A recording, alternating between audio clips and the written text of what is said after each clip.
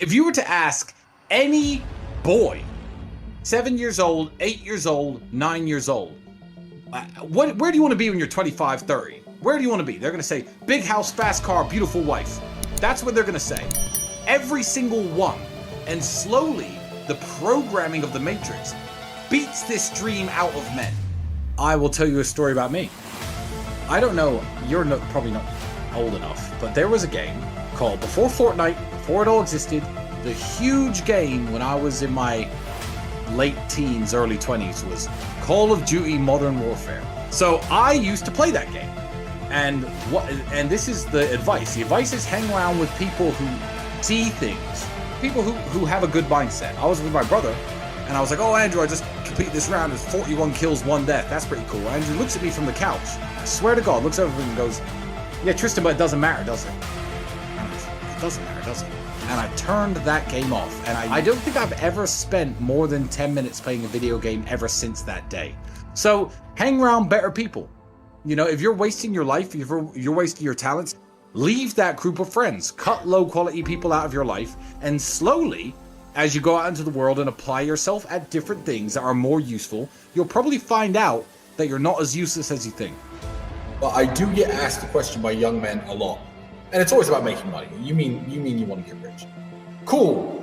Let me tell you something. First and foremost, almost no one ever gets rich. The internet will preach all this, oh, your time will come when the universe thinks it's right and all this. No. Most people work their shitty job, live their shitty life, live their shitty old age, and then they die. Most people never ever get rich, they never get to live like sterling, and that's the reality for most people. So, first of all, understand that. Second of all, and my advice is non-advice.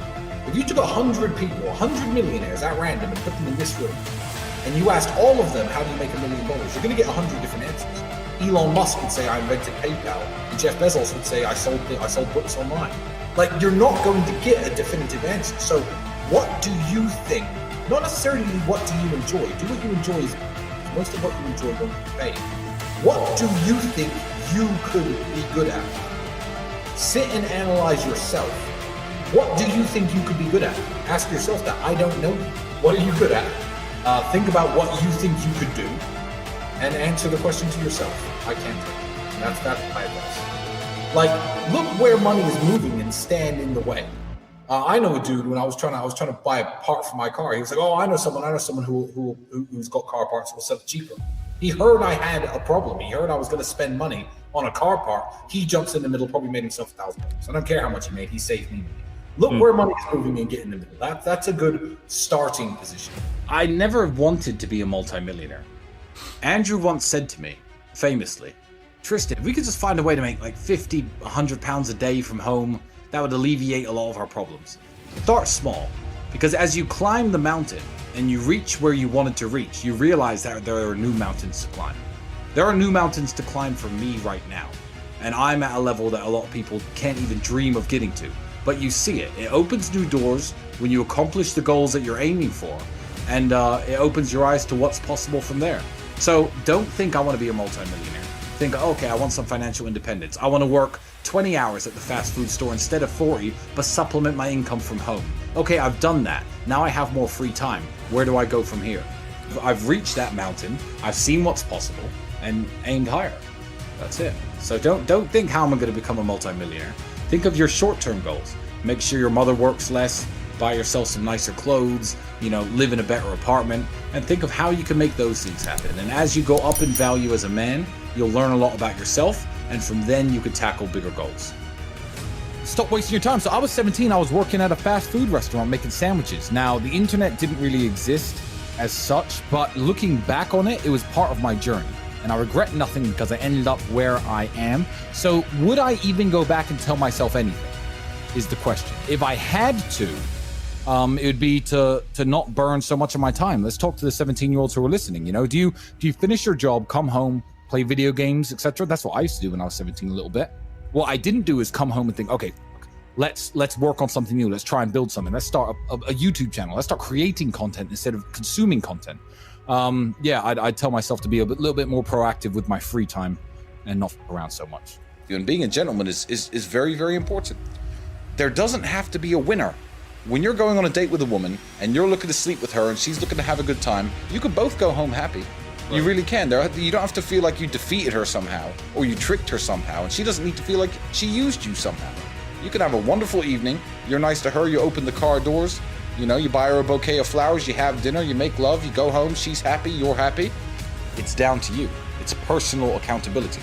And that's what a lot of guys want to throw out the window these days. It's like failing in every business you've ever attempted, and failing to make money, and then blaming capitalism, or failing in every boxing match or every American football game and NFL game you've ever played, and blaming the referees or blaming the rules. No, it's personal accountability and it's personal responsibility. So I think a lot of these guys need to really, really look in the mirror, as I do. And sometimes I look at myself and think, Tristan, okay, you're a little out of shape. Tristan, okay, you've been sleeping too much, you've been partying too hard, you got bags under your eyes, you're letting yourself go a bit, and you have to keep yourself in check. You have to stay at the very top, and if you don't stay at your very top, you're not competitive anymore. Every single species on the whole planet is exactly the same.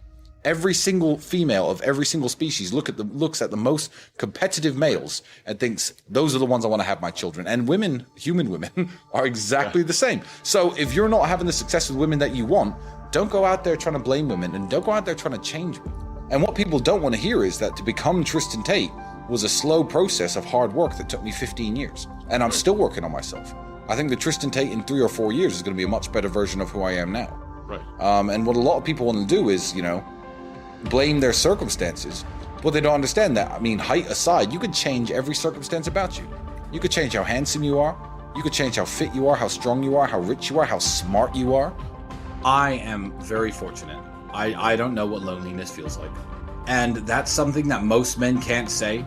And it's why me and my brother, when we understood through meeting very good friends of ours who were married for 10 years, felt alone. Ex-military guys who felt that sense of brotherhood and loyalty and companionship in the army, or on their sports team, their college baseball team, their fraternity, their football team, and they lose it. Those are the guys who opened my eyes to how special the relationship I have with my brother is. And that's what I try to tell the world as well. I don't know what loneliness feels like. I was born in a very underprivileged family. I grew up absolutely broke. I wasn't dealt the best hand, but there was always an ace up my sleeve. So I don't know what that feels like. I've always had companionship. I've always had someone who had my back, someone to fight with me, someone to work with me in terms of my brother. So I'm not going to sit here and say that the journey to the top for me necessarily was lonely. But let me tell the young men out there, you need to be able to identify low quality friends and cut them off, and curate the people around you into a group of winners, a group of men who want to go out there and achieve the same things as you. And the journey to the top not only won't be lonely, but it will be far easier.